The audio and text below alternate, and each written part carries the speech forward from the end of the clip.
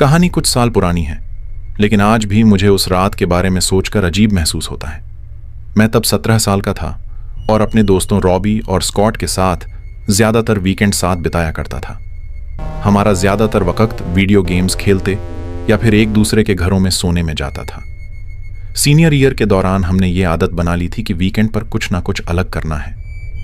एक रात हमने सोचा कि इस बार ड्राइव पर चलते हैं। उस वक्त मेरे पास गाड़ी और लाइसेंस था और मेरे पेरेंट्स हम पर भरोसा करते थे कि हम अच्छे बच्चे हैं। रात हमेशा की तरह शुरू हुई।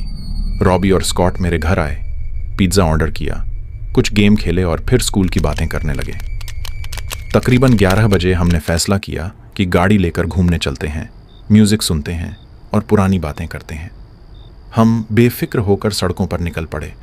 शुरुआत में सब कुछ मस्त चल रहा था, लेकिन धीरे धीरे हम ऐसी जगह पहुंच गए जहां कोई स्ट्रीट लाइट भी नहीं दिख रही थी। रात का तकरीबन 1 बजा था और हम एक सुनसान अंधेरी सड़क पर थे। तभी हमें एक पुरानी लाल होंडा सिविक सड़क के किनारे दिखी। अजीब बात यह थी कि वो कार सीधी खड़ी नहीं थी, बल्कि झाड़ियों में घुसी हुई थी। उसकी टेल लाइट्स हल्की सी जल रही थीं और हमें लगा कि हो सकता है किसी ने कंट्रोल खो दिया हो और हादसा हो गया हो। रॉबी ने कहा, चेक करते हैं, हो सकता है किसी को मदद की ज़रूरत हो। अगर कोई हादसे में फंस गया होता तो पैरामेडिक्स को भी ढूंढने में वक्त लगता। हम धीरे धीरे गाड़ी से उतरे और लाल सिविक के पास पहुंचे। रॉबी ने ऊंची आवाज में कहा, अरे कोई है, तुम ठीक हो? पर कोई जवाब नहीं आया। जैसे ही हम कार के पास पहुंचे, मैंने देखा कि पीछे की सीट पर कुछ है। मैं वहीं रुक गया और बोला, रुको, पीछे कुछ है। रॉबी फिर चिल्लाया, क्या तुम ठीक हो? पर फिर भी कोई जवाब नहीं आया। उस वक्त बस हमारी गाड़ी की आवाज आ रही थी।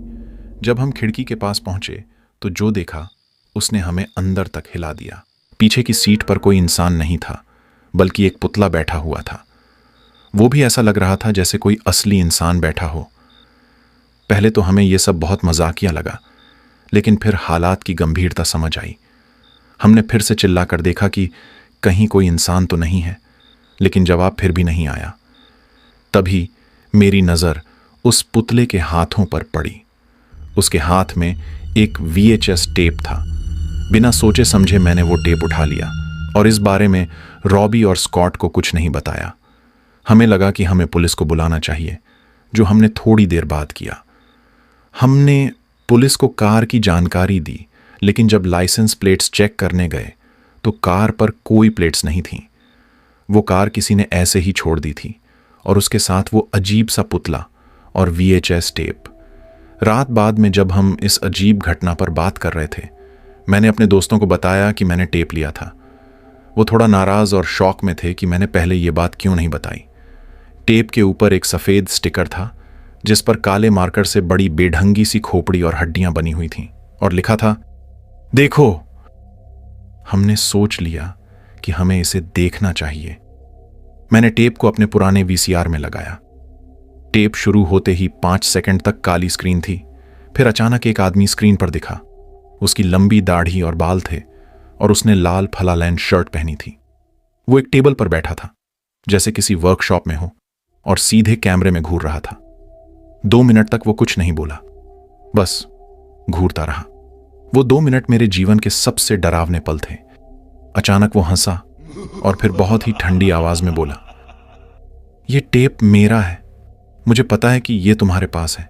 मैं इसे वापस लूंगा और तब तुम्हें पछतावा होगा। इसके बाद टेप में बस उसकी डरावनी हंसी और रोने की आवाजें थीं। हमने टेप को आगे बढ़ाया, पर कुछ और नहीं था। बस वही अजीब आदमी कैमरे में घूर रहा था। कुछ देर बाद टेप काली स्क्रीन पर खत्म हो गया। हम मूर्ख बच्चों ने पुलिस को वो टेप देने का फैसला नहीं किया। मैंने उसे अपने पास रख लिया और इतने साल बाद भी वो टेप मेरी किताबों की अलमारी में पड़ा है। आज तक मैंने उसे दोबारा नहीं देखा और ना ही इस घटना के बारे में किसी से बात की। हो सकता है ये सब एक मजाक हो, लेकिन उन दिनों ये हमारे लिए बेहद डरावना अनुभव था। जब भी मैं उस आदमी जैसा कोई दिखने वाला इंसान देखता हूं, मुझे वहीं घबराहट और डर वापस महसूस होने लगता है।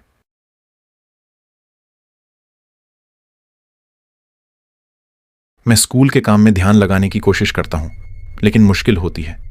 खासकर जब से कुछ दर्दनाक चीजें मेरे साथ हुई हैं, उससे मैं अक्सर डिप्रेस्ड महसूस करता हूं।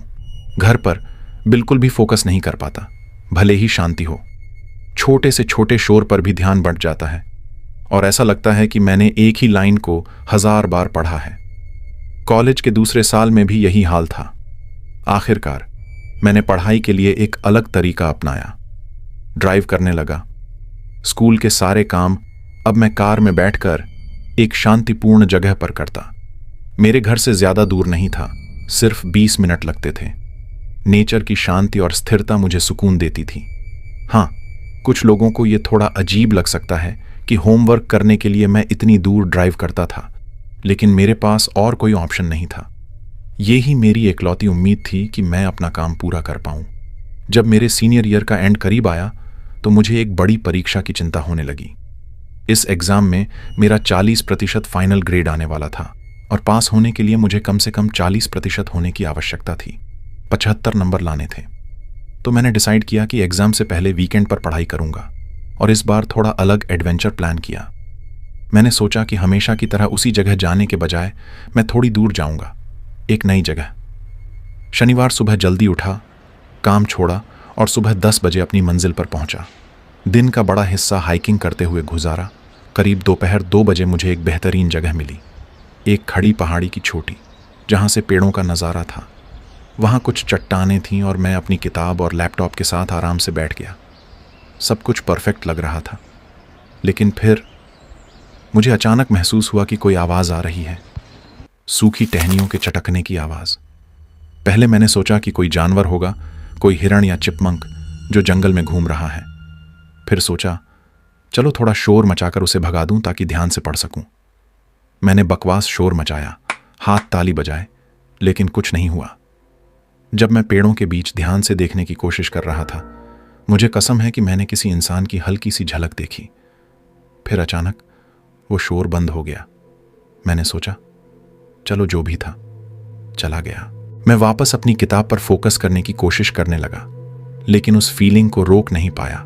कुछ ठीक नहीं लग रहा था। पन्ने पलटते हुए मुझे एहसास हुआ कि अब और पढ़ाई नहीं होगी।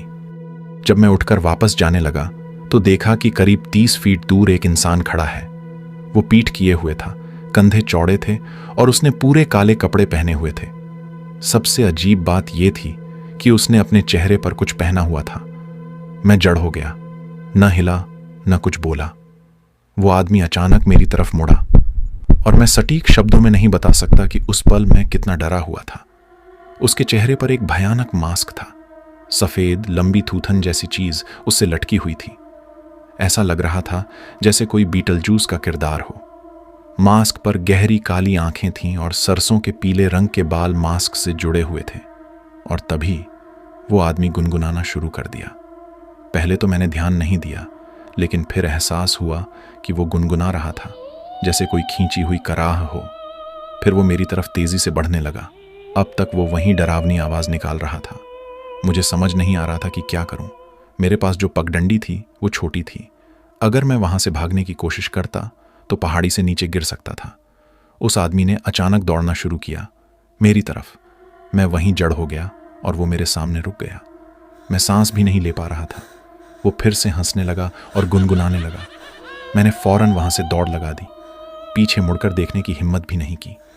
मेरी कार पास थी और मैंने देखा कि वो आदमी अब मेरा पीछा नहीं कर रहा था।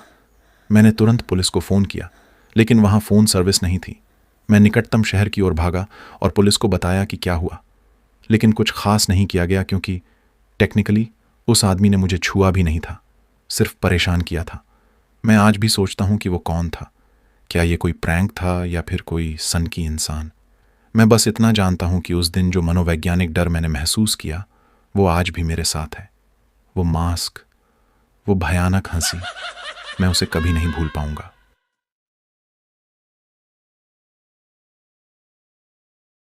करीब 1.5 साल तक मैंने अल्जाइमर से पीड़ित एक 94 साल की महिला मैरी की देखभाल की।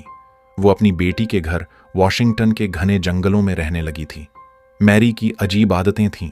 वो अक्सर अपनी मर चुकी माँ और पति के बारे में बातें करती, जैसे वो अभी भी उसके आसपास ही हों। ये सुनकर मुझे कोई फर्क नहीं पड़ा, क्योंकि मैंने डिमेंशिया से पीड़ित लोगों के साथ पहले भी काम किया था। लेकिन जो बात अजीब थी वो थी उसकी जंगलों को लेकर डर। वो मुझसे हमेशा कहती थी, तुम्हें पता नहीं यहाँ कितने खतरनाक जानवर हैं। तुम कभी भी खो सकती हो, इसलिए अंदर ही रहो। उसे इस बात की भी चिंता रहती थी कि उसके पति और मां को फिर से उनके बीच से सफर करना पड़ेगा। मैं सोचती थी कि उसकी हालत की वजह से वो ये सब कह रही है, इसलिए ज्यादा ध्यान नहीं दिया। करीब 6 महीने तक सब नॉर्मल चला, लेकिन फिर एक रात जब मैं सो रही थी, मैंने देखा कि मैरी हॉलवे से बाहर निकल रही है। अल्जाइमर के मरीजों में सनडाउनिंग कॉमन है, तो मैं ज्यादा परेशान नहीं हुई। लेकिन धीरे धीरे वो एक खास खिड़की के पास जाकर खड़े होकर किसी से हंस हंस कर बातें करने लगी। जब मैंने पूछा कि वो क्या कर रही है, तो उसने कहा, माँ, बाहर कुछ अजीब है। सर्दियों की रात थी, बाहर कड़ाके की ठंड थी, लेकिन मैरी की दुनिया में कुछ और ही चल रहा था। फिर एक रात अलार्म की तेज आवाज से मैं और उसकी बेटी उठ गए। हमने देखा कि दरवाजे और खिड़कियां सब बंद थे, लेकिन मैरी गायब थी। उसकी बेटी ने तुरंत घर के अंदर तलाश शुरू की और मैं घबराकर बाहर भागी। बर्फ में कोई निशान नहीं था, मानो कोई बाहर गया ही ना हो। करीब 10 से 15 मिनट तक जंगल में इधर उधर तलाशने के बाद जब मैं वापस लौटी, तो देखा कि मैरी घर के बाहर खिड़की के पास खड़ी थी। वो हंस रही थी, जैसे कुछ हुआ ही ना हो। अजीब बात यह थी कि उसके चारों ओर बर्फ में एक भी कदमों का निशान नहीं था, और ना ही वो ठंडी थी। उसके बाद वो मुलाकातें और बढ़ गईं, लेकिन अब वो हंसी कम और गुस्सा ज्यादा करने लगी। खिड़की की तरफ जाकर चिल्लाती, लड़ती, जैसे वो किसी को देख रही हो जो हम नहीं देख पा रहे थे। फिर अचानक एक दिन ये सब बंद हो गया। मैरी की मौत से कुछ दिन पहले की बात है। उसने मुझसे कहा, मैं उन्हें मुझे उन जंगलों में नहीं ले जाने दूंगी। मुझे उम्मीद है, जैसे वो मुझे तब नहीं ले गए थे। उसने एक कहानी सुनाई जब वो 7 साल की थी। उसके पिता उसे और उसके बड़े भाई को 1 हफ्ते के लिए जंगल के बीच एक केबिन में ले गए थे। उनके साथ उनकी बिल्ली भी थी। मैरी का कमरा बाकी सभी से सबसे दूर था, ठीक वहां से जहां जंगल शुरू होते थे। उसके बिस्तर के पास एक खिड़की थी, जिसके बाहर एक पेड़ था जिस पर वो पिछले दिन चढ़ने की नाकाम कोशिश कर चुकी थी। उस रात मैरी सो नहीं पा रही थी। वो अपने बिस्तर पर टॉर्च की रोशनी में कॉमिक बुक पढ़ रही थी और उनकी बिल्ली भी पास ही सो रही थी। अचानक रात के करीब 2 बजे खिड़की पर किसी ने थपथपाया। पहले उसे लगा कि तेज हवा में कोई पेड़ की शाखा खिड़की से टकरा रही होगी, लेकिन तभी उसने किसी के फुसफुसाने की आवाज सुनी।